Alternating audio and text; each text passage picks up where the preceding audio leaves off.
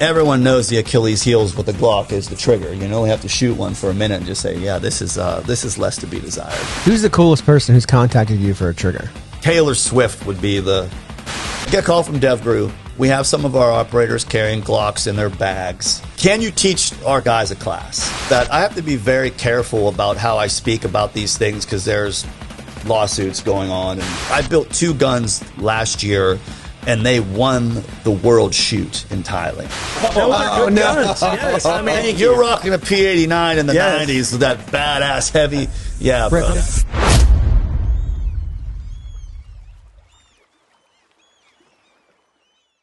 What's going on and how are you? I'm Will Meade, and welcome to the Shark Coast Tactical Podcast, Episode 11. I am here with a very special guest, the Johnny Glock. Woo! Audience. Before we get started, if you are so kind, please smash that like button, hit the bell for notifications, follow us, look for us on other social media platforms like Twitter and TikTok and Instagram and Facebook, although we got banned in Facebook, so we are now SCT Customs and Laser. We do these podcasts to improve our business overall, so please, if you can.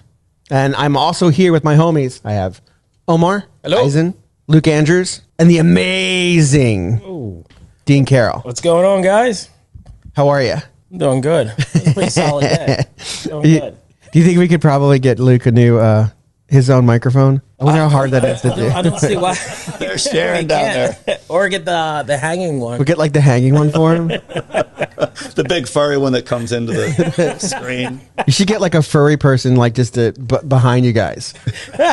Like the Luke mic. You know what I mean? The troll mic. So Johnny and I have known each other for quite some time. The first time I saw Johnny Glock, I was actually looking for a shop location in 2011 or 2012. I was down in the hood because I thought opening a shop in the hood would be good. I thought it would be, I don't know, I thought maybe let's...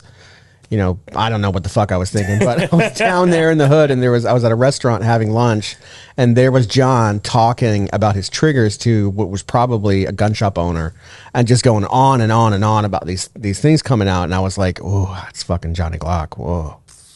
That's a true story. Starstruck that was. Yeah, I think it was probably someone who had something to do with Take Aim. Because it was right by Take Aim. You know what? That was Jeff Birnbaugh. That's when we had this idea to do like, he actually used to be the Commodore at the yacht. The Commodore? Club. Yeah. You know, like your name, like the Commodore at the yacht club. That means you're like the man. I don't know. That's kind of rich people stuff. I don't know a ton about it, but that's the title. You're called the Commodore. Commodore. And so we were going to open up a elite like range based on like a country club or like a yacht club where, you know, you could buy shares, you could have your own locker. I mean, it was a really, really cool idea until he was friends with some of the guys from Triple Canopy.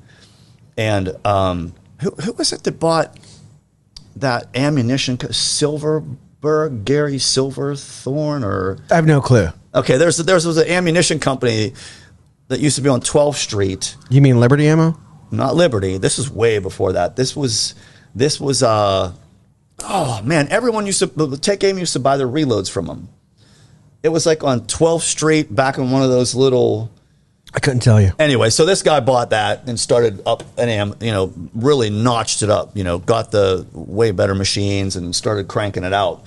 But he had been doing setting up ranges all over the country, and once we found out exactly what the EPA could do to you and what it took, we were just like, fuck that. Yeah, no, we can't do this. We can't. It was fuck that. The model, like the business model aside from all that, was brilliant. You know what I mean? Like it was making money hand over fist very quickly, but especially because I don't know if you guys knew this at the time.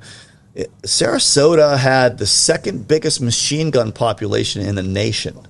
Whoa. Yeah. No, no idea. Yeah, that's back when they started switching everything out of brick and, when they all sort of the ATF swooped in and said, "Hey, you got to have a brick and mortar." I think you experienced some of that stuff where you can't no longer just be a floating FFL. And they abolished they changed a lot of which they're notorious for doing, changing a lot of the laws on a whim to do that. Yeah, to get a hone in on all these machine gun owners. So we had, and all those guys, they're all doctors and lawyers. And, they all know each other. They probably shop here too. You know what I mean? They all know each other, and so these guys all knew each other. I know a couple. And they were all like, we're in. And so we had a lot of major interest. But once we found out exactly what it was going to take from the standpoint of pulling it off on the logistics side, we were like, yeah, no, there's no way we're going to be. Does it pain you? It's like a theme right now. Like there's a lot of places like that popping up. Like what's it called? Founders Club. And there's a place in Miami, I think, right now. But that model is like a thing now. Like my buddy Keith from Pompano Pond is like the dude, the FFL for the one in, I think, Fort Lauderdale.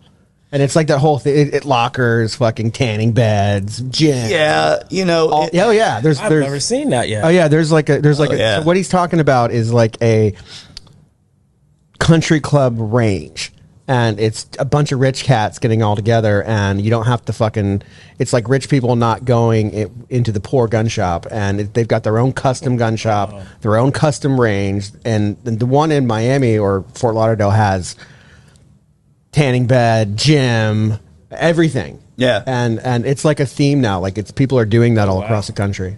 And we were going to do it back before in 2011. else. Boy, you got fucked on that one. Yeah, we did. Well, it's like I said, you can't fight the government. So. Can't fight the government. We thought about opening a range, but my wife, she was just she said fucking one person dies a year.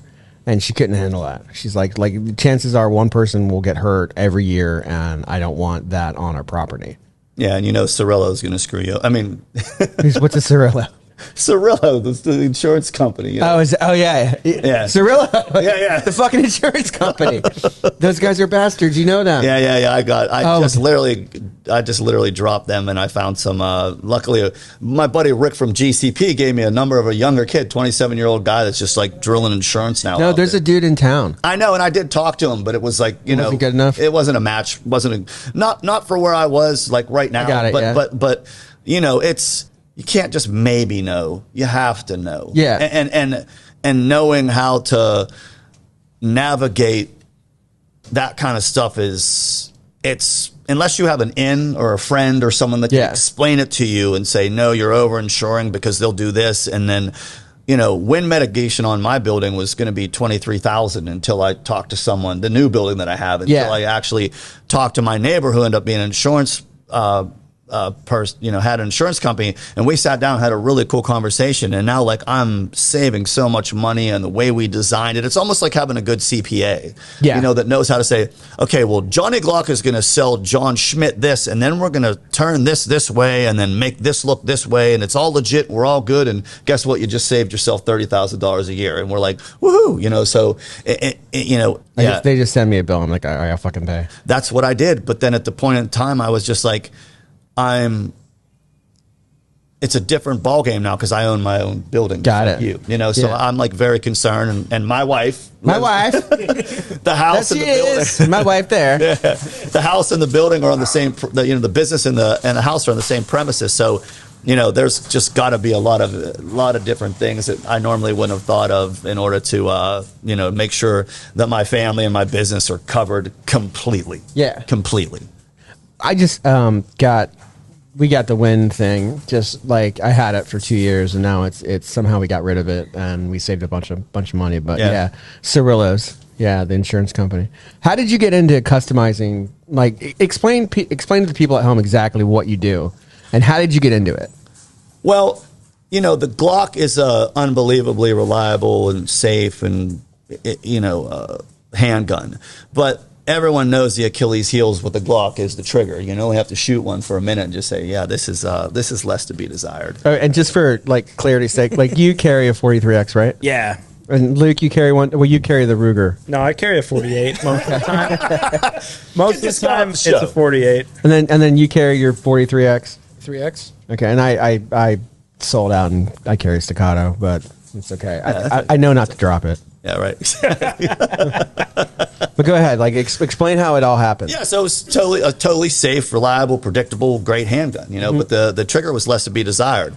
And I kind of explain it, and I'm not putting myself in the realm of Kalashnikov, but he was a farmer. You know what I mean? He just basically, from the story that I've heard, he kind of looked at this weapon and said, "Hey, man, I could probably do some things to this to change it up and make it better." Is that what? Okay, right, yeah. Fair enough. Okay, so and I was a hunter. I didn't come from like my sons were raised shooting pistols. So I wasn't raised that way. I was from Pennsylvania, and we shot rifles, and every once in a while I would go out and shoot pistols, and it was just something fun to do. But it wasn't I didn't come from a huge self-defensive background or anything like that. So I was very naive when it came to pistols. As far as the actions were concerned. But I got a hold of this Glock, and I, just because of, my mindset is kind of like an engineering mindset where I just, my parents quit buying me Christmas presents at one point in time because I would just take them apart and try to rearrange everything. And, I wasn't, let's put it this way.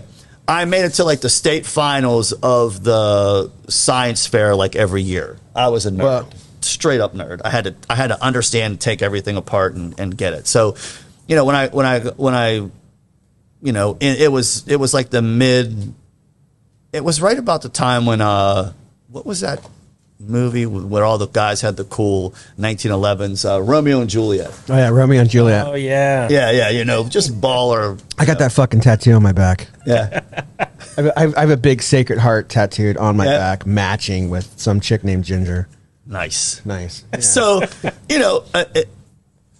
and all of my dad's buddies that were police officers from Pittsburgh and these smaller towns thought the Glock was just a total joke, Okay. And so I was like, all right, that's the gun I want because no one else, they look at this as like a piece of garbage Tupperware, but it did come in Tupperware. Yeah, it did. It actually did come in. I mean, it's the very first ones. I have one, that's still in the little Tupperware case and all that stuff. So, I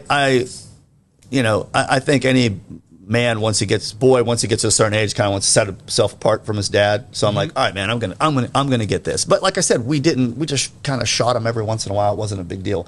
But then I had some friends in Pittsburgh that started competing, and they were using Glocks, and this was like the mid '90s, and I'm like, oh, this is pretty cool. So got mine out of the closet and started kind of messing with it and tinkering with it, and like I said, it's an abysmal firing system, and I wanted to make it more like some of the rifles that I had that had worked actions and stuff like that, and so there's only so many. I took it apart, and it was so utilitarian that it was genius. You know what I mean? That's the kind of coolest thing about it. It's so easy to work on, and I always call it a seemingly simple gun because it's a very simple gun, but if you've worked on enough of them, and there's the tolerances start stacking, they're kind of hard to figure out. When it comes to like the nuances of the gun, that's kind of why like Glock makes you stay in the field for 3 years as an armorer before you can take the advanced course because you just don't have enough. right. You wouldn't know what to look for. They're like, here's 36 guns, and this is what the problem might be with them, and you have to figure it out. So how did it go from working on your friends' comp guns to like doing triggers? Well, that's kind of. What year was it? It was about 2005. Well, no, I would say it was closer to. It was about the year before I moved down here that I got more into it, like, putting set screws in. We used to, pop the trigger off, we would actually drill the hole in the trigger bar a little bit lower and then so we would completely change the fulcrum points of the trigger, which was really, really cool. But you could only do that with your gun, with the gun in the hand, because if any of you guys know Glocks, you could have 2019 sitting here. They're all going to have very different trigger breaks. So much in fact that like if you go to the Glock factory, there's this big area where they just push all the Glocks to. And then there's a guy there on a computer, and it's so what would the word, antiquated, because the guy sticks it in a little thing, it pulls the trigger, and it's like almost like in basic language, like 5 point, it's not sophisticated at all. And so say, so they consider 5.5 fixed from like 4.3 to 6 point something. Okay. So if, say, New York City says, okay, well, I won't use New York City because they're 15-pound triggers, but Nashville says we want every one of our Glock 23s to be 5 pounds on the numbers. When that big rack of 200 Glocks come out and they doing that test on every one to make sure it passes, everyone that pulls 5 pounds, they set aside. So those are all going to go to Nashville because they know without a doubt they're all pulling 5 pounds in the variance from 4 point whatever to 6 point whatever. So it's, so with that type of different tolerances, you had to have that gun in your hand in order to make that type of trigger. And it just wasn't. So these were the kind of stuff I was doing with these competitors because they were one-offs. Okay. And that was fine for that. But then I moved down here, and you could never have a business in Florida. I mean, in Pennsylvania, selling triggers. And that's before that was even before like anyone really knew what was really up with the World Wide Web, because I remember when we come from a punk rock background. I remember I used to play in a punk rock band, and they're like, there's this thing called the World Wide Web, and we're like, if we only knew. We're like, what? If we only knew the possibilities. Yeah, and we just got signed to a record label, and we're like, the World Wide Web? This is whatever, man. Just put us on tour, you know what I mean, and pay for our meals and stuff like that. Give us bear money. Yeah, exactly. Book bag on your shoulder, and it was fun. So,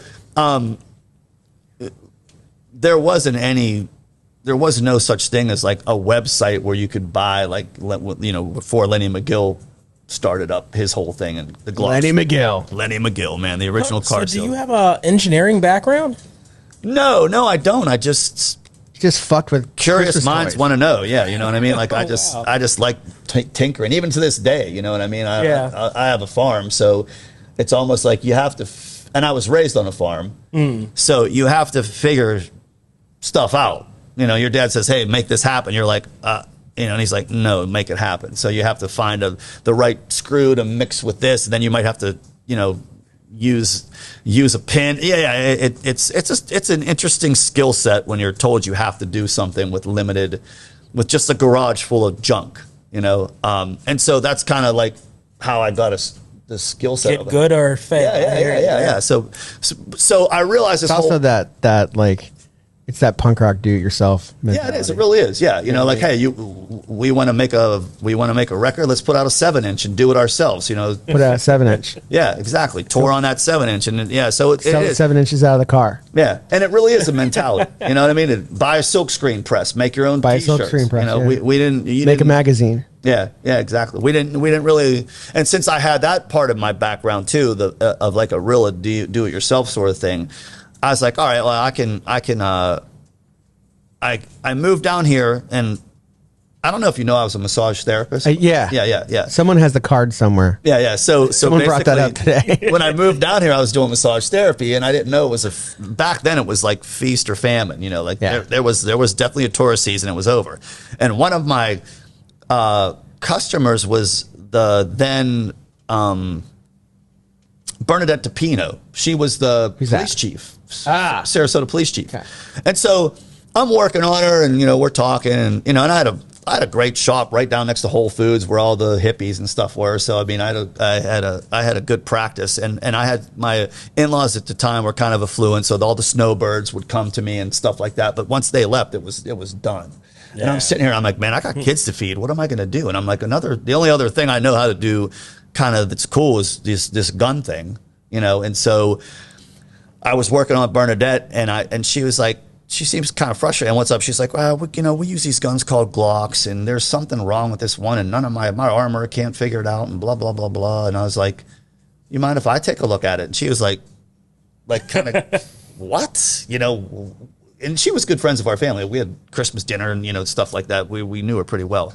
And I said, yeah, I'll take a look at it. I know my way around that gun. Mm-hmm. And sure enough, I fixed it, and she was just like, what?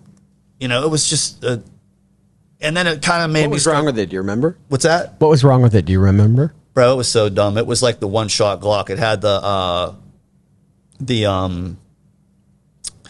slide catch spring above the locking block, so it would only fire once, and that just goes to show you how incompetent a lot of people are, because that should have been caught immediately. So the gun fires, and this, I mean, this is ambi, but the old ones have a little spring, you know, Gen 3s that stick up. If it's over top of the locking block, the second pin, it'll only let the gun fire once, and then it'll hold it back. That pin sticking up holds the barrel from coming. I wonder how she got it that way. It didn't Someone reassembled it. So someone in the Sarasota PD reassembled it and fucked it up. Exactly. Yeah. And it's real easy. That might have been the punk rock gods helping you out there, John. Right. Everyone does it. You know what I mean? And you look real smart if you're on a range and it happens. You're like, oh, let me see. I'll show you what's wrong with that. You know what I mean? And that's the way it all is, because like as you go along, you learn more and more and more and more and more. And it's not like I'm super bright, but the fact that I've been in it for so long and I've seen so much crazy stuff, it's like the last time I had to do the armorer's course, the advanced, they give you 36 guns. And this was down in Naples, and this is back in February of 21. I mean, this right about this time. Yeah, right about this time of 21.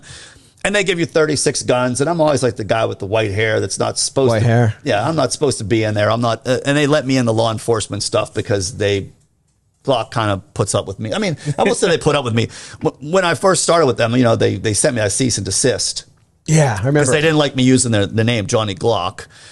And I paid a buttload of money for like like you think the intellectual property lawyers are kind of expensive. So what's their names?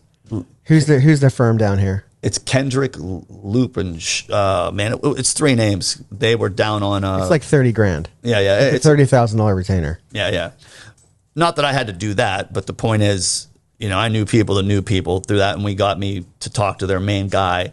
And it's funny because when did you know you had something? Like when did you know? Like when was the moment where you're like, oh fuck? So I designed this trigger. I just called it the Boss. I don't know why I wanted to do this, because, you know, like same thing with punk rock. Like you had to make your own flyers and you had to do all that stuff. So I'm looking at it from like a brandings thing. Like, so how can I set myself? How can I take this do-it-yourself, like kind of punk rock ethos of like going from, you know, telephone pole to telephone pole and paper macheing up, because that's what we used to have to do, you know, when you had a show. How can I take all these skill sets that I have? Because I also used to sell home improvements door to door. Like I was the guy like, hey, would you like some siding and windows? So I have some pretty different skill sets. So I'm telling you right now, I can sell ice to an Eskimo. Like I'm really good with sales. And so I kind of took all those attributes. Well, let me back up a little bit. I figured it out. I figured out a recipe that no one else was doing, because I was kind of, as much as I could read on the forums what kind of people were doing. I'm like, that doesn't make any sense. That makes no sense. So in that Kalashnikov sort of mindset, I said, I'm going to make this better. I used a couple set screws. I did something that was standardized, that I could make standardized, that was repeatable.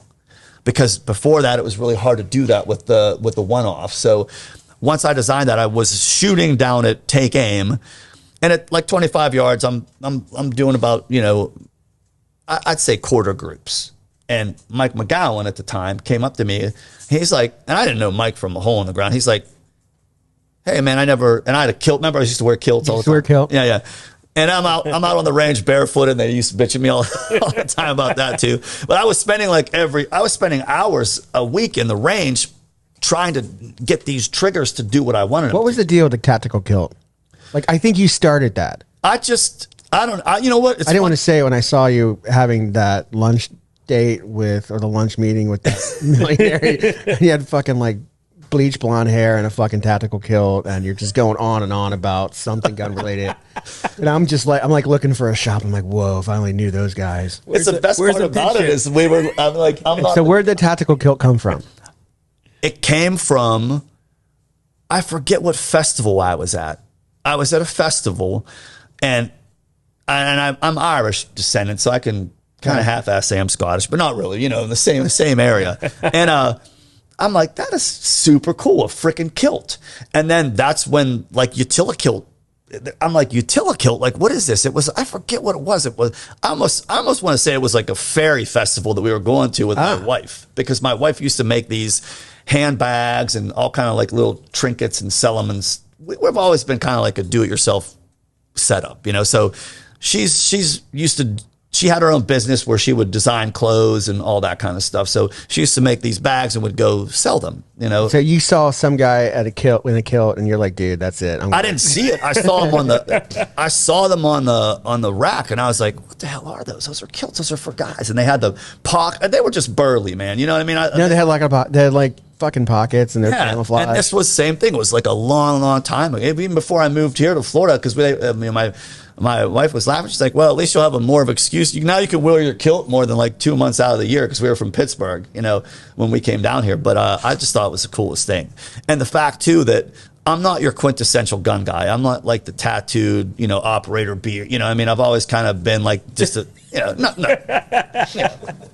you know what I'm saying. I was like the surf punk. Look at all these beards here. But you skated too. You know Absolutely. What I mean? No, I have a beard because my fat face and it's fucking makeup. But you basically. But you know what I'm saying. Oh, yeah. I don't fit the model of like the gun guy, you know, and I always use it to my advantage too, because it kind of like, you know, worked it as like the quirky professor gun nerd dude, you know, that just plays. So once I got that standardized trigger, I was just putting holes through holes. And Mike's like, Glocks suck, because you know Mike, he's you know Mike McGowan pretty good, or well enough. I know him pretty well. Yeah. So Mike's a Bostonian. He's like, how you doing that with a Glock? They suck, you know. And I'm like, well, not this one. I made this trigger and I designed it. And he's like, do you mind if I try it? So, you know, he takes a couple of shots. He's like, you did this? And I said, yeah.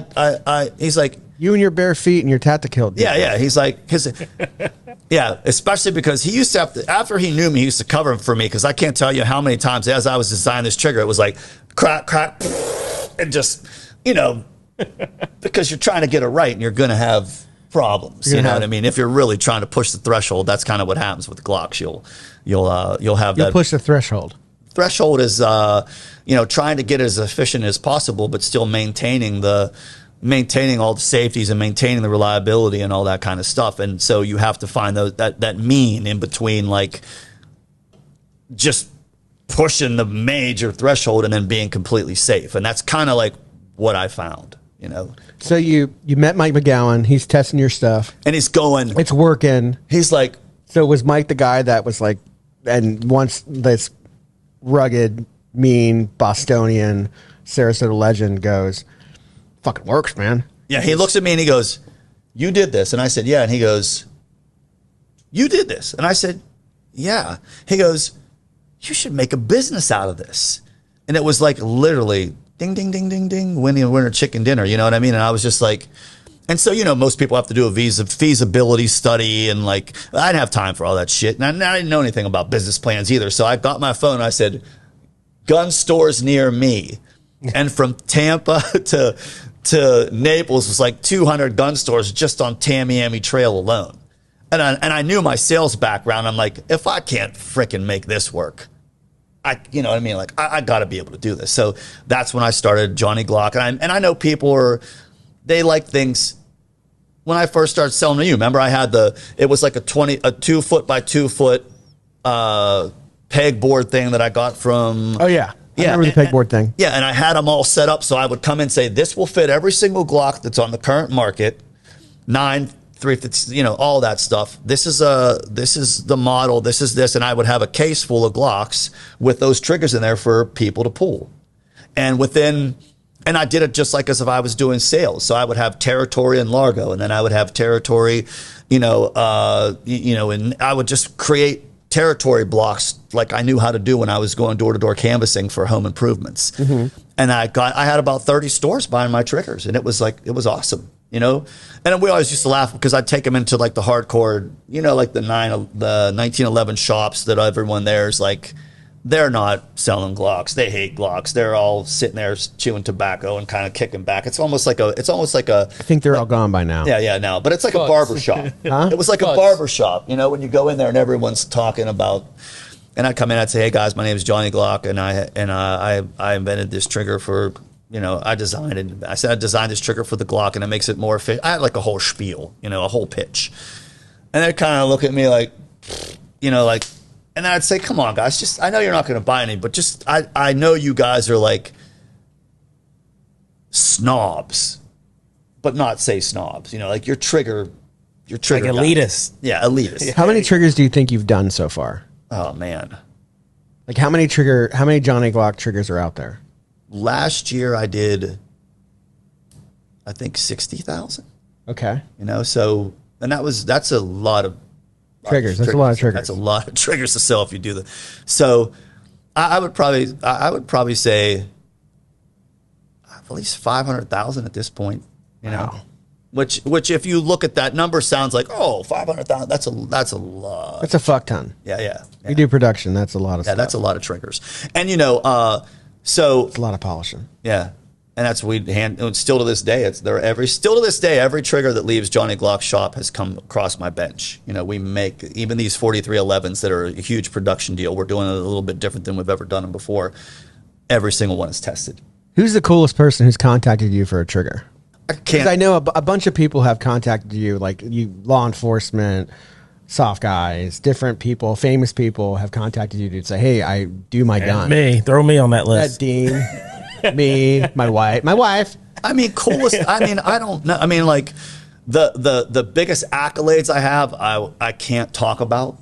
Okay. I mean, it's one of those, and you know what that's about. Like, I just can't. But, you know, just to every. Nah, I took the Buccaneers machine gun shooting. Oh, that's cool. That's the coolest thing I've done as far as like meeting with customers. I took like the year they won the Super Bowl with Tom Brady. I took them all shooting machine guns. Okay, And that's awesome. Yeah, it was like, and I had a couple like really good RSOs out there. I'm like, look, one fucking wrong move and no more Super Bowl. You know what I'm saying? So and they Yeah, all that is- came and Ndamukong Suh showed up and then everybody like got real kind. Like Yeah. they're all kind of joshing around. And then when Ndamukong showed up, everybody's like, oh, fucking Ndamukong's here, You know, big guy and See, I don't even know who that is. I feel bad about. pretty famous football player. Yeah. So But that's like the coolest thing that I've done as far as selling to somebody. think Taylor Swift would be the. Taylor Swift. No, I'm just kidding. Fucking got me there, man. I'm like, I thought whoa, he was serious. let's laser engrave her gun. No, you know, it's just about every major competitor that carries Glocks has had You fuck with it. had something. Yeah, Yeah. You know, and it has to be like not ever mentioned. But you know what I'm saying, dude? Like most people you meet in the industry, it's not what you think it is. Like you meet people and like it's nothing. It's never cool. You know, Yeah. rarely is it like, wow, man, that guy was a really fucking cool person. I want to go home and write you an email or thank you. I mean, it's never like that. You know, it's like it's so when you do something cool, as far as like just rewarding and when it comes to people, it's a special thing. You know, there's been times where I'm like, you know, wow, that's really, I can't believe that person reached out to me because, you know, Yeah. like, you just don't, I don't, it's one of those things where I still just view myself as like, I don't view myself as like Johnny, you know what I mean? I just view Yeah. myself as a, you know, a dad that's, you know, trying to raise a family, so leave a legacy for his kid and do cool stuff. You know, that's it. Guy on a farm. Yeah. So when you have these people that reach out to you, you're like, wow, that's like an actual. Everyone knows this person. You know what I mean? Like they're a super famous person, and they're coming to me to have me do something for them that's, you know, potentially going to win them a world. Like, okay, so I can say I built 2 guns last year, and they won the world shoot in Thailand. Oh wow. You know, so, you know, because I don't really, like, if you look at my, I didn't even know there's a world shoot in Thailand. yeah, that's where the big, That's where the big one goes. yeah, that's where the big one is. So, well, actually, correction, one won first place, and the other one, the father took, I think, took second place. But nonetheless, that's a huge accolade. Yeah. When Team Brazil Glock came, the big Pan Am games were in Orlando, and that whole Brazilian team showed up at Johnny Glock's, and I tweaked the crap out of their tree. Oh, they all came to your place. Yeah, and they got podium 1, 2, and 3. You know what I mean? So they swept it. They swept it, and you know, and that stuff like that's like really, really, really cool to be able to talk to people that, because, you know, I'm sure you guys deal with it working here. There's just so many people that talk crap. They have no idea what they're talking about. You would think they've been in 50 gunfights in their whole, you know, it's just such a, it's such a joke. And Beretta contacted Omar and offered him a free shotgun. who did? Beretta. Oh, really? Yeah. Cool. That's it. That's kind of nice. yeah. No, that really is. That means you're doing something. You know. Yeah. So that's So Taylor Swift. so Taylor Swift. We were. She came out to the farm. Yeah. She brought Travis Kelce. Yeah. And they were throwing all the gang signs. Yeah. So Omar has your he has the new trigger that you guys do, the 2011 43. The 4311. 4311. Yeah. Omar, what do you think of it? I love it. Didn't I put it? I put it in there so you could try it, right? Yeah. Like when you brought some over, and which we need more of. Okay. I asked you for a deal on something. I don't remember what it was, and you said, "I'm not going to give you a deal, but you can have this." And you threw me the trigger. And Yes. I put it in, and I went shooting with it, and instantly I did way better than I usually do with a stock trigger in there, and I just kept shooting it. And Is that your first Johnny Glock trigger? yes, it is. Yeah. Did you have one in one of yours, Dean? I put Johnny's in all my Glocks. My first Johnny trigger was actually one of his one-offs that I had done here. You had an event. Oh Him We set had up Johnny in the Glock middle, Day. Yeah. And he took my 17 Gen 4 and did a one-off on it. That You was still have amazing. it? Oh, no, end up going to staccato. And Lori, you have one in yours, right? In your gray one. I brought Lori like a special edition gray one back for Christmas, and you did it. And then my 34, which is somewhere, you did that one, and then the one behind me did that one. And then what about you, Luke? Do you have one in your Ruger? Luke is a big Ruger fan from the 80s. Yeah, not so much. Dude, the that current was stuff. one of my favorite. What was it? The P90? Oh, Yeah, no. Those are good guns. Yes, I mean, You're rocking a P89 in the Yes. 90s with that badass heavy. Yeah, Right, bro. but That it's not still rocking it today. It's not the 90s anymore. Yeah, and I had that shit in a what was it? The holster that's shoulder holster shoulder holster. Luke is convinced it's the best firearm ever made. of the P89, 80s, bro. for sure. Luke, No, but for 2 minutes, talk about the P89, Luke. well, it was in the military contracts with the M9. It did really well. It lost, though. It Luke. lost. It But lost. The Glock. It fucking lost, I Luke. think it's points. The Glock 19X lost, and it's still a great gun. That's going to be a debated topic for a long time. For a long, how the 320 beat I the just 19X. think that if they made that gun today, it'd be over $1,000 easy. A full metal gun. And no one would buy it. I would. You would? I would. Also, Ruger's, I don't know if they still do, but they did for years and years. They still warranted those guns. So, like, even in 5 years ago, you had a gun from the 80s, they would still warranty it, which is pretty crazy. Ruger's cool people. Yeah. Yeah, bro, I love that P89, bro. That was like, I was in my 20s. You know what I mean? Like you're rocking a.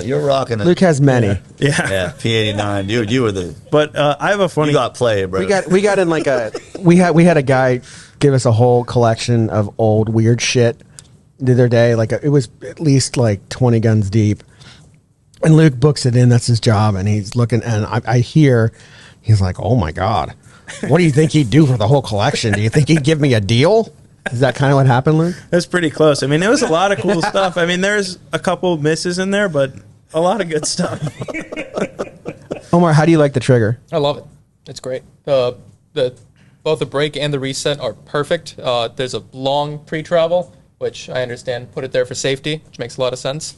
It's nothing. There's no weight you need to apply to it. You just have to pull it all the way to the rear. You get a very nice defined wall, and it's a super clean break, extremely short reset. Much better than the one it came with. What are the plans for the rest of the Gen 5s? You got to have something coming out because you only have that. We 2011 wanted style. to launch with that. I have to be very careful about how I speak about these things because there's lawsuits going on and all that kind of stuff. Okay. So there's for the triggers that you used to carry that you don't carry anymore that I can't mention that name. So we can run this part. Like, so when this said company came out with this trigger, I did a video on it. Yeah, and remember. said this was a wonderful innovation, but there were some Achilles heels.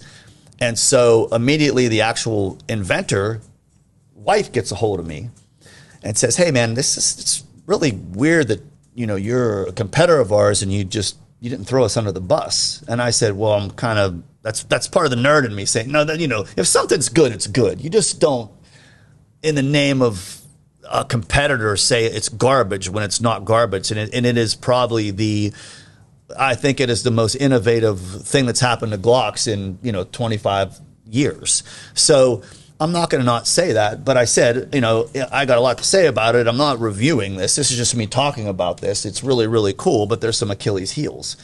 So they wanted to know the Achilles heels, and I said, well, let's get together with my attorney and we'll get some paper between us. I'm not just coming out to such and such a place with a book bag on my back. I mean, I'll give you the keys to the Lambo, but it's going to cost you guys, because I know what you got, but I saw this, it was like a chess match. I looked at it and I'm like, this is exactly what's going to happen, which is exactly everything that has happened. And in the meantime, after, a couple, I think a year and a half, 2 years went by, I started actually talking to the inventor, and I said, "Hey man," and that's when I created the shoe. Like I called him up because I had an idea to make the trigger better. And that was the Vex shoe that I designed that reduced the pre-travel and gave it an over-travel stop, which made the reset. That's why the reset is the way it is on there. So that trigger, that other company's trigger I'm talking about, it's basically got the factory Glock reset. And anyone that actually shoots and knows about shooting will tell you that you're shooting from the shorter that travel is for that reset, the faster you're getting shots off, and that's where you build all your speed. That's where you build your efficiency from, whether you're riding the reset or you're anticipating a reset. I don't know, whatever school you shoot from, but that's the way you run a gun quickly from the reset. And so basically, I said, "Hey, I got this idea for a shoe. What's the deal with the patent?" He said, "It's not even on the patent. Go ahead and do it." So I released the shoe, and that's kind of started to become friends. And then he told me, like, "Hey, this is what's happening. This is what's happening." And I said, "Well, listen," I said, "do I have your blessing to design a trigger based on your technology?" And he said, "Yeah." I said, "Because I know how this is going to play out. Because I know enough about the industry, and I know what just garbage companies can be and how they steal." Sad, right? Yeah, it is sad. It really is sad. And Did you ever know? Someday the true story will be told, and everyone's just going to be like, Did you ever know that there would be that the industry could be a cesspit of fucking vipers and whores? "Yeah, no, I Never knew. I'm naive. You know what I mean? That Me way." too. But you find out really quickly, and then you're just like, and that's why, I've never really gone to SHOT Show. I've never made myself. I've always kind of been like a little elf Keebler, in my little lurkdom, kind of just like, I've always wanted to put the industry out here and just kind of like do my own thing, and I have, and I'm in a good position to do that because, I do one thing. I just do triggers, so I've never really had to, like with this, you have to rub elbows with the industry because of the way the industry is. And eventually I'll get there. I'll probably have to go to SHOT Show this year. But back to your question, the Gen 5, it's really cool beyond the fact that it's this technology, this type of receiver-based trigger. That's what I call them, because it's no longer the cruciform kick-up. It's a sear pack that's in there that actually lets and the striker is actually fully cocked, which was the problem with that other company, like just negligent discharges, accidental discharges, problems with that. You got to make sure. We were throwing this thing off 20-foot roofs on the concrete before we even moved into the production of.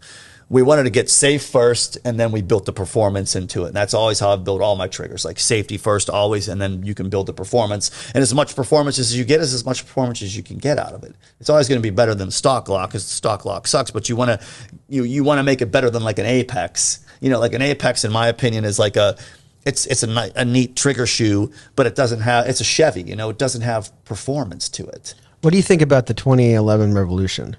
Like back when we started, there was no Like the double stack in 1911, the only one who made one was it starts with the A.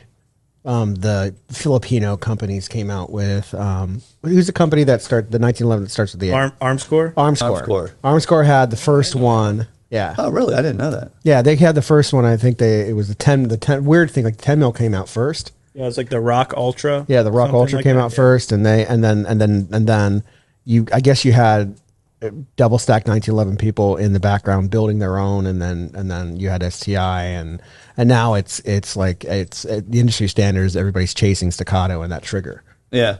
Yeah, and then now everybody's trying to build a gun with a better trigger out of the box, as opposed to modifying your triggers. Yeah, it's obviously Glock will never do. I don't know. Gaston's dead now, so it obviously never affected you because you made fucking 60,000 triggers last year. Yeah. Well, it's and Glock is like I had a built-in people. It's like whatever. I don't even know what car I would use, but there's things that people just like Mustangs. Everyone's going to buy a Mustang and then just mess with it. Or like my 7.3. I have a 7.3 Excursion. That's another one of those cars that, trucks that people just, they can't help themselves. Gotta fuck with them. Yeah, the Glock's like that. People can't help themselves. There's everything under the sun already out there. You just have to, like, that was my niche. I'm like, I'm just going to do triggers, and I'm not going to be a good, better, best company. I'm just going to be a best company. I'm going to do one thing, and I'm going to do it great, So... what's your favorite Glock out of all time? Like, which one is the best? Like, which one do you just go with it? 19, like like an old school tested, What tried gen? and true 19 with just a Gen fat 2, grip. Gen 3? Gen 3, because you can manipulate the grip. You can cut that up and stipple it, and that's I cut my teeth on that gun. And same thing with you can remember, I used to do a lot of stippling and a lot of, like, it's funny because I think about the industry and like a lot of those patterns that people do now, I was making my own little, I would just get same thing. It's the nerd thing. Like someone on Facebook, I'm like, well, I'm the first one that, just to jerk people off. I'm like, well, I'm the one that invented the rice pattern. No, and then someone would get butthurt like, no, you didn't. We need to see a timestamp, and I'll pull out a photo from like 2000, 10 or 2000. I think the one was from 2007. And I made my own like waffle. Like I got a piece of brass and like tapped it and then made my own little waffle pattern so I could make that waffle pattern to heat the, to do that. So that was always, and when I wasn't as busy with triggers, I used to do more grip work, frame work, and stippling, and then that took off. And you guys took that whole thing to a different level with the lasers. I mean, that's My wife did. Yeah. What do you think of? I remember Lori. I mean, I can remember her sitting there, like when I used to the short little time that I used to work in here and do some work out of here. Like this is even before you guys were married. I think you first started. You were just first hanging out. I think even. It's all blurry. Yeah, because you're doing real estate, right? She was doing real estate, yeah. Right, and I remember because and you were here all the time, just chilling out. And I was like, man, these guys are great. Like you can always, I was like, these guys are just great. I remember telling my wife, I'm like, yeah, those two are like, there's something about them, they're just like they're just you guys. I just think I always thought that you guys are like a super cool couple. It's my dancing. That's the secret. Is? Yeah. That's what I've got this dance that I do for her. Preview. What do you think of Shadow Systems, the Dagger, and Zev? I like the idea of decentralized Glocks. I think what does that mean? That means like Glock not do. So that means that is what you just like a clone. Okay. It's kind of just a way they call it decentralized. It's just like a knockoff. Yeah, knockoff. Okay. My choice of all those is the PSA Dagger. Really? The price point, what that gun represents for what that market is trying to do. I think they got it, and I think PSA. The resale value is really bad, though.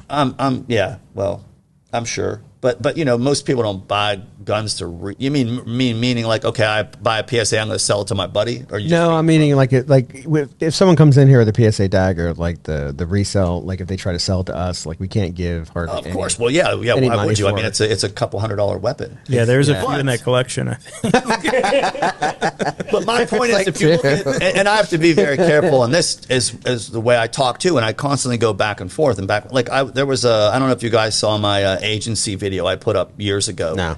Okay, so I roasted agency. Really? And it was because it had been like the 20th time I had seen this type of what I will call bad practice from a company that's way up there, where they're using reallocated parts.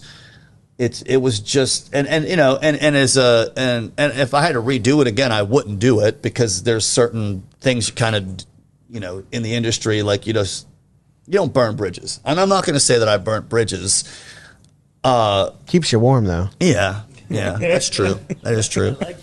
But you know, Lights the way too. I'll give you my opinion straight up. Like a Shadow Systems is a glorified P80. They don't perform. They're not a $1,600 to $1,300 to even $1,000 weapon in my opinion. You know what I mean? Like the polymer's not. I don't like the polymer mix. I don't know if you've guys shot many Shadow Systems, or what your opinion on them is, or I only shot one. It was all right. I didn't find anything great about it. I didn't find it shitty, but right. it's kind of average. But like I said, would you rather, you could have if I could buy a PSA dagger for like $300 some, or like a $1,200 Shadow Systems because they got better marketing. Like I've had all these guns pass across. You know, I just. What about Zev? Zev is, you know, they started out. You know, I think Silencer Co. just bought them. Yeah, they started out as a good, decent company. You know, just like anything else, once you start palletizing and moving operations, I'm not going to even say overseas, but I'm just going to say once you start compromising things for the almighty dollar, in the sense that, I mean, you got to make a profit, of course, but there's a lot of companies out there that they're too far sighted on, we got to make this profit. You know what I mean? And at that, We have shareholders. yeah, exactly. You have money people. Yeah. Who money people they want their money back, Yeah. Yeah. and you gotta pay them. So you know, like Zev lost they had some kind of military, didn't they? Weren't they going to do something with their, Oh, I have no idea. Like you've heard stories about Zev over the years, and you just don't know what to believe and what not to believe. But all I know, I mean, I know the Silencer Co. people, and from what I've heard, they're buying Zev, and that's kind of cool. I think because Silencer Co. they're by all accounts good people. Yeah, well then that would be a good for Zev. But you know, it's like you could take something like Lone Wolf. Ah, remember them? Yeah, they're still around. They're still trucking. Remember when the owner was like, "We're not doing social media. We're out of here. Fuck it," and they just disappeared from social media for I don't know how many years. And Well, they were getting blasted so bad because all their operations were in like Korea or something like that, or Dasani or something. You know what I mean? So they got fried. You know what I mean? And they do have a nice frame, but then again, it's like, you know, it all comes down to repeatability, consistency, like, can you design something that is going to, like, I just built some triggers for some Delta operators. okay. And I said, guys, do not put these in your guns because they're, I don't know if you guys know operators, but they get something new and shiny, they're going to put it in the gun, in the gun that they're, you know, I'm like, this is not designed to last 6 months in Serbia. All right, like this is a little tricked out trigger. We're doing some beta testing here and stuff like that. So just know that when I give this to you. Now, back in the day, I would have been stupid and said, "Yeah, man, go ahead, throw it in your primary." You know? Right. But then you got to know soft guys. yeah, and then you kind of live and learn, you know. But back when I first started dealing with operators, I would send them stuff, and they'd put 8,000 rounds in a half a day at Shaw Shooting Academy. You know what I mean? Because they want to know it's going to pass the mustard. Yeah. You know, and then I would get calls, and that's kind of, you know, before I even had my website, I had all that street cred because those were most of the guys I was working with. Because I think I told you that story when Dev grew. I don't know if I ever told this story, but back when Ashton Kutcher had what was that name? Punked. Punk, yeah. Like punk. I literally thought I was being punked. I got a call from DevGru, which is Department of Naval Warfare. I mean, I can't even remember. You know what it is? You're a military guy, right? No, not that guy. You know what DevGru is? Yeah. DevGru. So I get a call from DevGru. They say, hey, we have some of our operators carrying Glocks in their bags. We had Glock come and do a class. It was nomenclature. Our guys said this, they wanted something else, and they all watch your YouTube channel. Can you create curriculum for them on how, if the gun goes, like, can you teach our guys a class? And I was like, shut the fuck up. Who is it? You know, I thought I was, and it was the real deal. You know what I mean? And I know, you know, my history about how I had bad liver, and I went, you know, I just disappeared off of the face of the earth for maybe like 2 years as I was rehabbing my, because I had a foot in the graveyard. I had, you know, I still have a little bit of cirrhosis from, you know, having hepatitis C as a kid and all that stuff, and not a kid, but as a young adolescent, and the whole thing kind of fell apart. But that still gave me ties to that community where I would get calls from these guys to create some things and do some things with them. And so before I even got my website up, because that's like same thing, punk rock, I didn't know how to do a website. I just had a website that said, call me. Because, you know, they had new shopping carts and all that stuff, because I had a WordPress page and it said, you know, you want something from Johnny Glock, call them. And then I had to make up a story with PayPal, because they're not Second Amendment happy whatsoever. No. So we would, you know, it was underneath my wife's name that did the, you know, her email's Fairy Aaron, because she would do like the badge, Fairy Festival. Yeah, the Fairy Festival stuff. So, you know, and it's like we got people buying triggers from Fairy Aaron, and and you know, PayPal thinking it's bags, you know. So, but that's how I used to, you know, run the business, you know. And then that's when Recoil, you know, I started Recoil. That ad came out, or that story came out. Yeah. I did a 3-part video series from a guy named Tom Marshall, who was just a writer, you know, for Recoil, and I didn't do it to get an article in Recoil. I just did it because it was kind of cool, you know. Hey, if you can get an article, great. If not, whatever. So he's like, hey, Johnny, I'm sorry, like, it's just not going to work. You know, you don't advertise with us. No one knows who you are. I can't get, you know, they said it's just a trigger. And I'm like, all right, cool.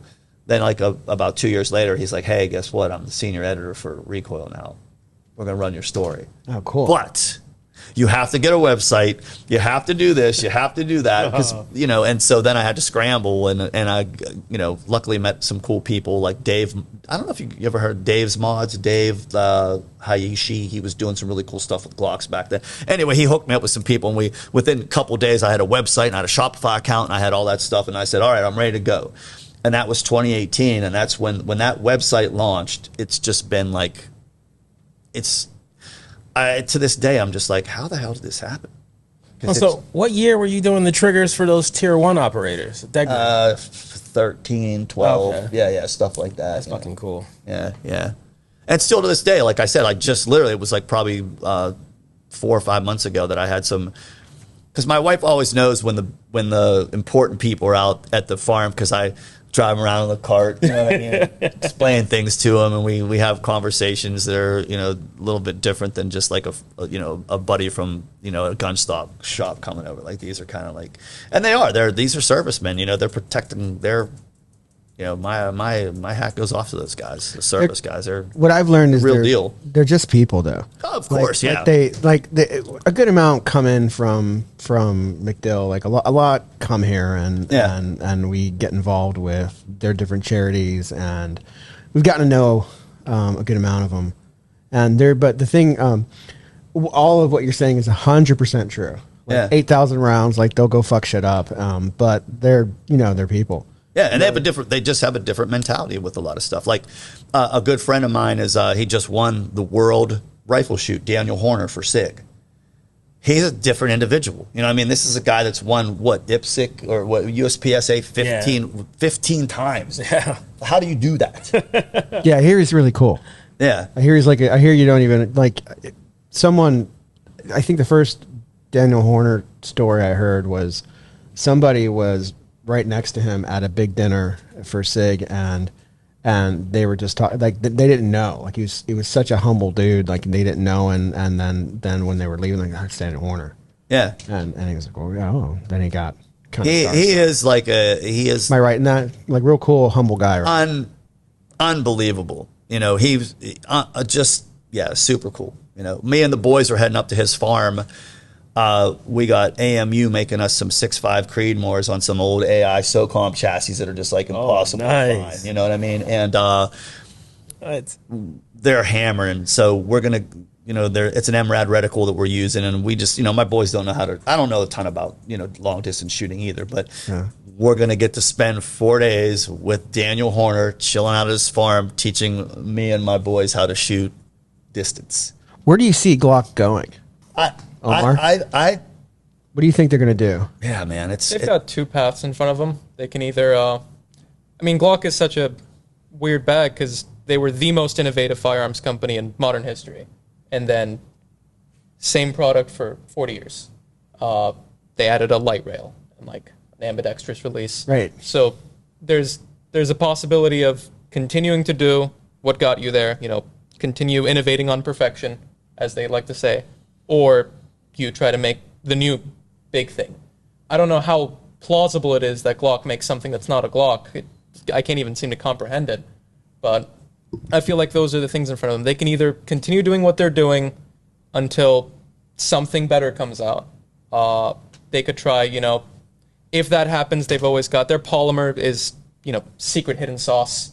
Nobody knows how their polymer is made. Everybody wants their polymer. They fucking changed that shit. Nobody knows how. Oh, they did. Like they changed it. Yeah. It's different now. They could go the sellout route, and they could sell the rights to the name they could sell the Glock name to brands, including music and shows. They could sell the formula off to whatever company, rake in money, keep selling your Gen 5 Glocks, come out with a Gen 6, come out with a Gen 7. It's the same thing with a different light rail, whatever it may be.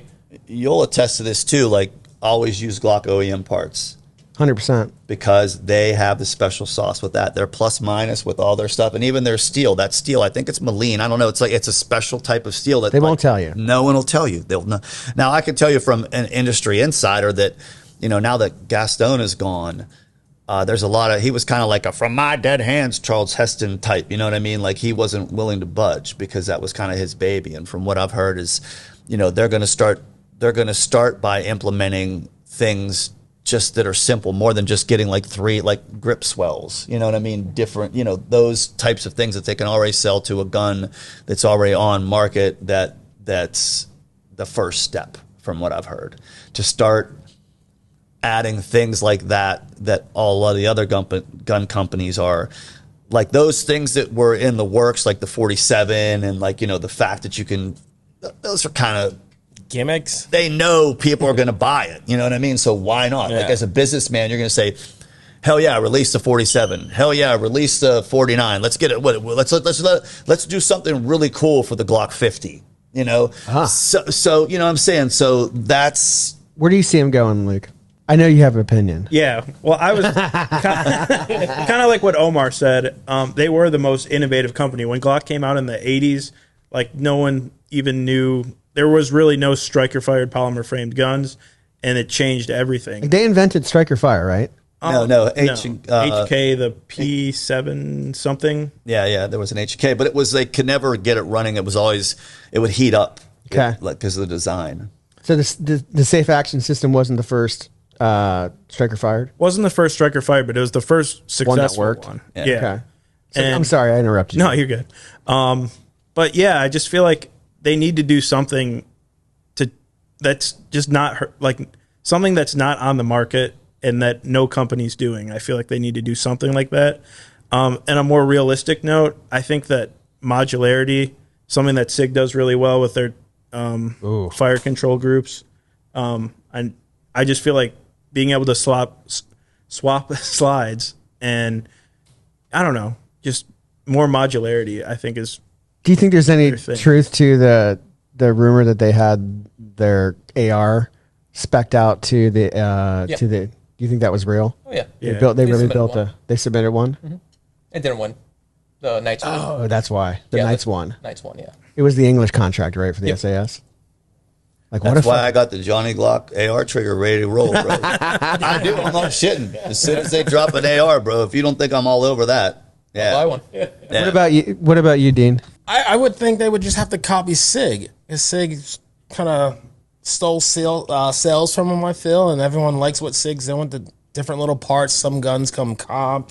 The modularity of it, like you said, better triggers would always be nice. But will they do it? I don't think so, because they've been the same for so long. Don't And you think people always SIG just buy spread it. themselves a little thin, though? You know what I mean? Like, yes, they are very innovative, but within that, you lose. You know what I mean? Like, that's my one critique of, you know, when you look at Glock and SIG, like, yeah, SIG has all this innovation, but there's just so much stuff. But new shooters, I think, like that stuff. You see Okay. all the new shiny. Yeah. And the new shooters that say they're coming into the industry now, and they all Mars fans. I don't know if they're new shooters, but they're shooting what do you say, the macros and things like that. I think people like gravitating to those new shiny instead of the old thing just keep being polished and put out. And I enjoy Glocks though, but if they don't start doing something like that, it's like what are they going to do? I don't know. An OEM double stack mag for their slimline would be a good place to start. Yeah. 100%. Yeah. Yeah. That would I don't be- know about you, but I've never had and, you know, it sounds like you shoot a good bit. I've never had a set of shield mags last me more than 6 months of hard shooting. You know what I mean? Before they start having malfunctions. You know what I mean? See, I never had that problem. You said you had that problem. I always hear that, and I still use shield mags, and I've never had any issues with mine. I'm still on my original first 2 that I purchased. How many rounds do you put down range? I shoot a lot, especially like pistols. I remember when we were doing the extended mag wells for the 43. I think that weekend on a Saturday I'd put 600 through it. On the Sunday I went out and put another 400 through it. So I do shoot a lot, but I've never had any failures. That's with my consistently shield. every week? Not with this gun, but yeah, I shoot a lot of rounds through pistols. Yeah, but with the shield mags, if you would run those shield mags, like say you'd put, we used to train every Monday, would do like, you know, 800 rounds maybe, you know, within a 3-hour session. They just would never. I was just always like, I'm done with these mags. I just had such great, you know, now they came out with the premium mag catch. I'm like, all right, this is going to be the one. You know what I mean? Omar, have you had shield mags fail? I've bought 4 of them. I only have 2 in rotation left. Oh, wow. So they do. Yeah, no.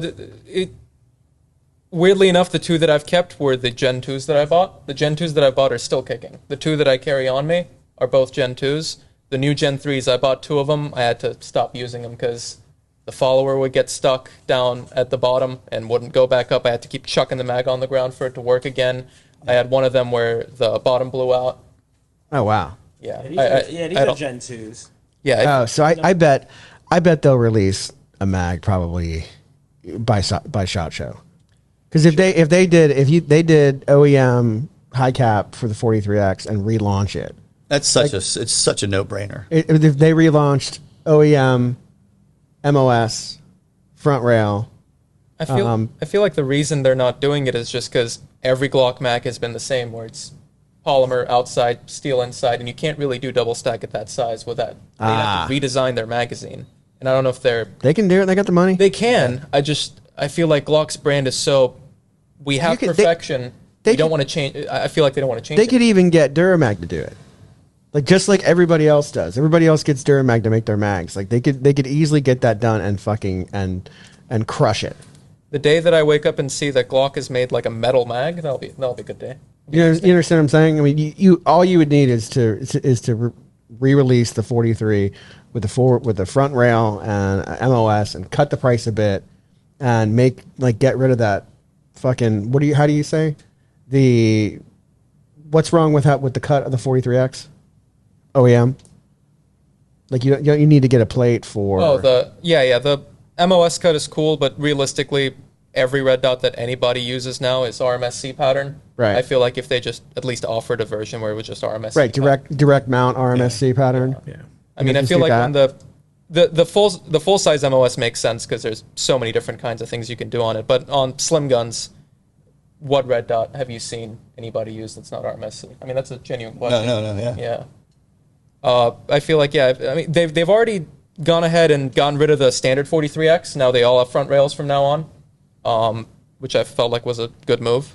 And I feel like yeah, if they just designed a magazine that held anything over 10 for the 43X and offered a version. They're starting to offer their full-sized ones specifically cut for acros now. We just got a couple across the street. So I know they're willing to do, something outside of just MOS. What did we get across the street?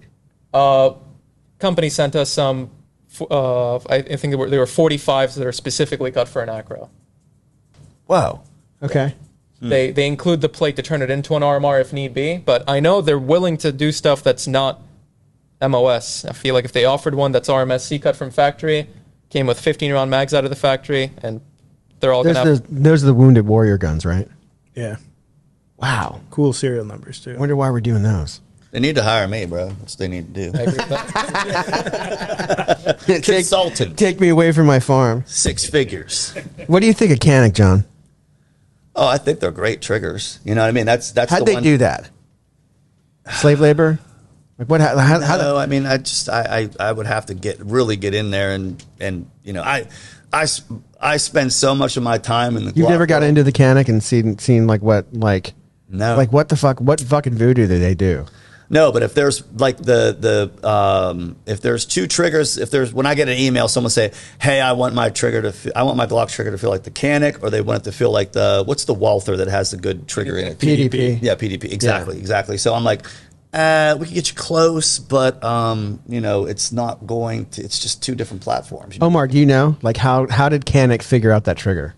Because it's always been the right when Canic launched, even the shit ones, or not really shit, but even the original Canics had that trigger, and then every gun they've had since then, it's only been a little different. It's the same trigger that they launched years ago, and it's light years ahead, but it's still Canic.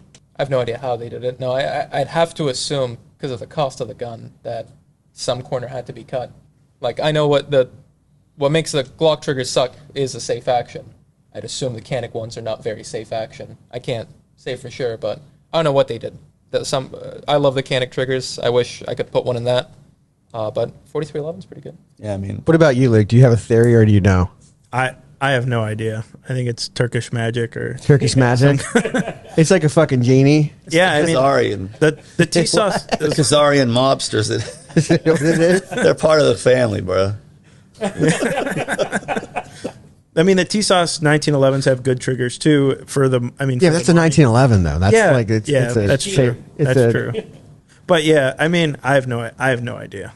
Well, I've heard. I mean, I know the Apex triggers for the M&Ps are phenomenal from what I've heard. Oh yeah, the drop-ins for those. You know what I mean? So if they can do that to an M, I mean, yeah, but you have to get it in there. Yeah, it ain't no fun getting an Apex trigger inside the M&P. Well, because there's nothing fun about Apex. Yeah, like getting them in. I mean, like Nate will fucking cut you if you bring one back there. Yeah, like exactly that look, and then like the snarl. Right. Like it smells bad or something. Who's your favorite shooter? Like out there, like competition, just personality. Who you like? Daniel Horner. I do, but for some reason, just because of his personality, and I don't know why, it's Ben Stoker. Ben Stoker. Yeah, he's got like a arrogance bordering on. I mean, a confidence bordering on arrogance. You know, he's just like a guy. Him and who's another one that I've watched and I've been like, no, that guy actually. I'll think about it, but Stoker's the first one that comes to mind because this guy's kind of like a prick, but I like him. You know what I mean? Like, I can relate to that. Those guys sometimes. What about you, Dean? Who's your favorite shooter? JJ Mercaza and Ben Steger, because I met him quite a few times up in Ruskin. So, yeah. I like them. I like both of those guys. And same with JJ Mercaza up in Ruskin up there. I met him at the gun range. It'd be cool if we could do a gun for him. Yeah, like we could trick out one of those guns. We tried to work it out with Beretta. Like, hey, can we do this and that's the Beretta guy, right? Yeah, Beretta. Yeah, the guy he's one of the best, and he lives right in Tampa or some shit. Yeah. Like we tried to well, why don't we do something for them? Because Beretta wanted us to, customize stuff for him. But what about you, Luke? Definitely Jerry Michalik. I mean, he's the OG. Oh, yeah. I'm a big revolver guy. He's the best. It's so entertaining to watch him shoot. I mean, other guys are much more like technical with like USPSA and stuff, but just like some of the tricks he does it's so cool. Like 600-yard shot with a revolver, it's crazy. He was at one of those BDU events I did, Big Daddy Unlimited, and I was showing him Glock triggers, and he came over to the table and we were BSing for a while, and I said, look, man, because I knew it was going to be there, I pulled like a special one-off trigger that I did for him, and I said, look, I brought this one for you to check out, and so he nestles up on it, he's like, snap, and he looked at me and he was like, oh, I like this one. I said, you want to take it for a ride? He goes, I got to be careful with what I ride. But then he gave me his address out in Louisiana. He said, just come visit anytime. Same kind of, like, Horners and those guys are really close to, because Lena just won, the women's first for the precision shooting out there in Finland. What about you, Omar? Who's your favorite? Lucas Bodkin. Why? I learned most of what I know from... Why do you call it? What does he like to be called? Lucas Bodkin, or That's his name. Well, he doesn't call himself T-Rex. Calls him just Lucas. Okay, I don't fucking know, dude. I don't know. I've been to his website. Don't kill me. I tried to buy some stuff. They're out of stock. Yeah. I would have bought stuff. A lot of what I learned in person. I almost bought the chest rig, but you told me not to. Not that one. I told you to buy another one. I was going to buy the chest rig, but You were going to buy The new trap. one that just came out. I was like, this looks so cool. He's like, no, don't get it. No, I knew you would. I don't think you would have liked the trap. But yeah, no. Virtually everything I know, Dean taught me. Like in-hand shooting, handgun shooting. But everything that he hasn't, I've learned from his YouTube videos. That's cool, man. I used to think he was so cringe. And then I saw a video with him talking to John Lovell from the Warrior Poet Society, and those guys had like an actual, like, real conversation. And I was like, oh, this guy isn't as, I guess you have to be a persona, you know what I mean? Like, he'll admit himself. He's like, yeah, I can remember me being kind of cringy, you know what I mean? And we all go through cringy, especially if you have a YouTube presence. And but that's the first time I watched that video. I was like, this guy's actually, it was a for real interview, where there was no kind of posturing, and it was just like two dudes, because I used to kind of think the same thing about John Lovell too. I'm talking about the Warrior Poet guy. Just no. I mean, I'm sure no. Yeah, but so I've always kind of been, but it was Is really, that the guy who just got the Danny signature rifle? Yes. Yeah, the green one, right? Mm-hmm. See, I know the gun. I just don't know the guy. He's got a Shadow Systems pistol too. That's called the Warrior Poet. That's someone that endorses his stuff. So, you know who my favorite shooter is? Who? Taryn. Really? Yeah, you know why I like Taryn? Because everybody talks shit. Everybody talks shit about that guy, and everybody is and he just doesn't give a fuck. I mean, he wears makeup, and at least when I've seen him, it looks like he has makeup on. Begs underage girls for nude pictures. He's done his own fucking thing for a long time, and he's changed everything. And when you talk to the guy, he doesn't seem like a guy who doesn't give a fuck, but he just continues to do whatever he does. And I'm not really like, I don't watch people shooting and stuff like that. I don't know all the professional guys' names, but like I like that guy. Like I like that. So you like him for kind of the same reason I like Stoker. It's not necessarily that he's like the best shooter in the world. It's his more like a personality. Well, I mean, like when I heard him talk about why he got into doing movies and that how he loved films. Like I love films, and I love like old movies, and I'm not into watching new movies. I'll watch my wife will tell you I watch the same movie over and over again, but he really liked film, and then somehow he got into training the movie people, and it became like a niche that he did in addition to his stuff. But it seems like he had a lot of the do it yourself persona from the punk rock thing. He just went and fucking figured out something and did it, changed everything, and made a ton of money, and will be perpetually famous forever. I just think he's kind of fucking cool. I know people that know him and have known him since they were like this tall.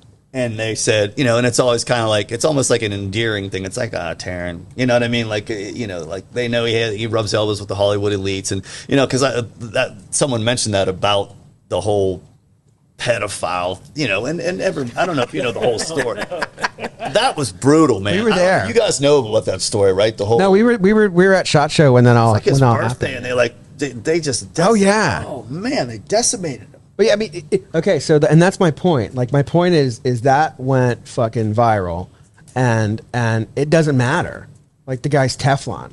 Like, it does not fucking matter. He continues to do his own stuff. Apparently, his chick likes him, and he fucking doesn't care. Tatiana or something. And I think that's cool from someone who's gotten a lot of shit in their lives. Like, I think that's like, the guy just doesn't give a fuck and keeps going. I'm sure deep down inside, like, he probably, you know, he's a person, and I'm sure when all that happened, it must have sucked. But guy didn't give a fuck. He didn't miss a step.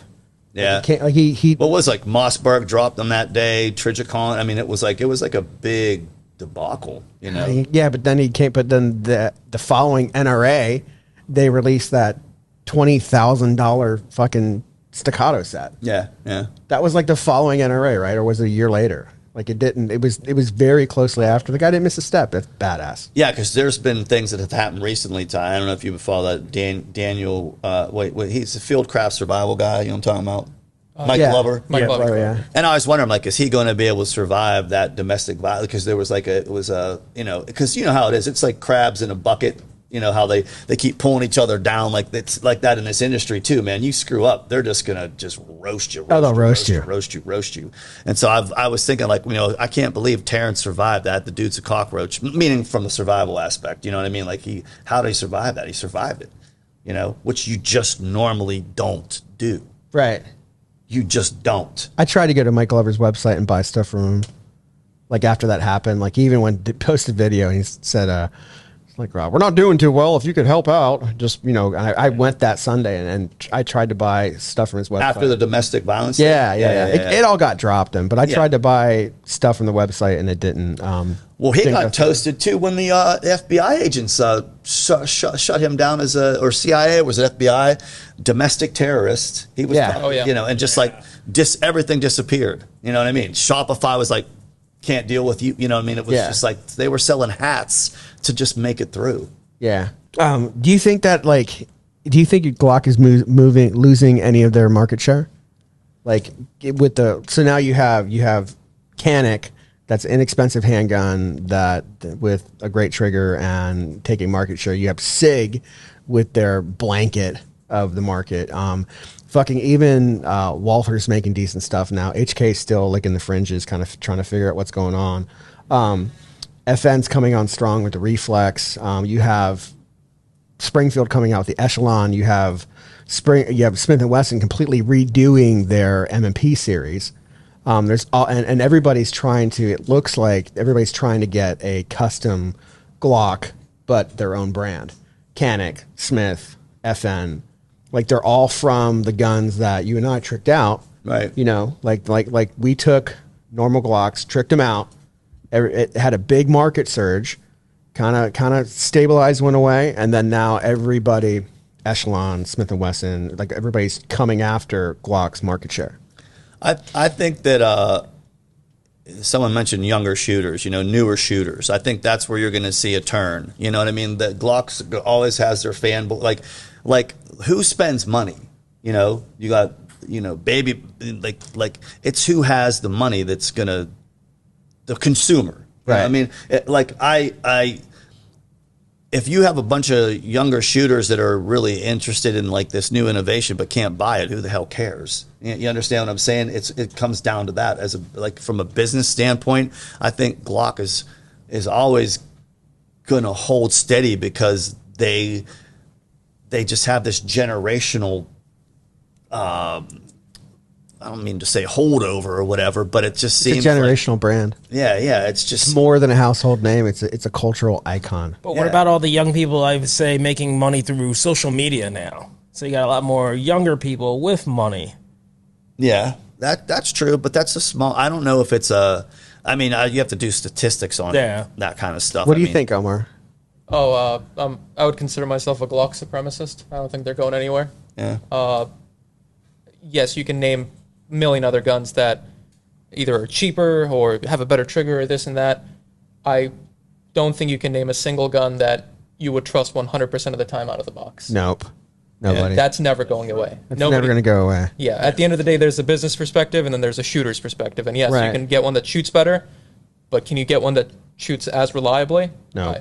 That's why Johnny Glock does so good, because it's all factory OEM part. Well, not this one, but that's the first trigger I've deviated away from that. But we've spent so much time on that, it's been unreal. But it's all Glock OEM parts. Yeah, I'm real curious to see the one for the rest of Gen 5s. Yeah, it's called the GAT 11. It is. That's what we call it. Yeah, the GAT 11, GAT 11. Oh, that's perfect. Yeah. So, because I'm always looking at it from like, okay, I need something short. I need, like the 4311. Now, that was a no-brainer. Single stack, changes the action as close to 1911 as possible. But when I'm thinking like, man, like, I designed a proprietary housing, because those of you who know Glock, like Gen 3 is different from Gen 4, that's different from Gen 5. So you have to have, and for me, from an efficiency standpoint, I don't want, now when I look at the Johnny Glocks wall of what I have to sell, for all three of those models, it's one trigger. So now the proprietary housing that I designed will do Gen 1 through 5, one single trigger. Wow. What's the thing? And have you seen fucking King of the Hill? No, huh? Luke, explain. You mean Johnny Glock? Yeah. Yeah. So you know what? What is that?